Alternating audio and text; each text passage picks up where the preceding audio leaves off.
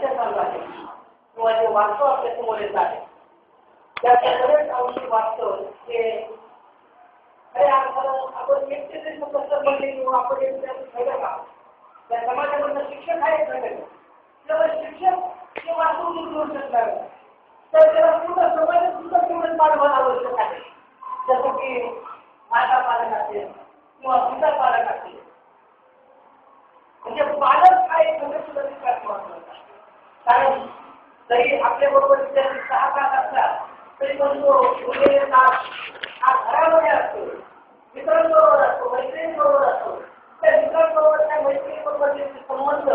त्याचे असणारे माझ्याशी असणारे मित्र परिवार यांचा सुद्धा या घटकामध्ये समावेश होतो आपण कोणत्याही अर्थानं कारण तर आता म्हणले की शिक्षकाला सांगणे जसं बिल्डिंग पाडल्या बिल्डिंग करू शकते पण एक शिक्षक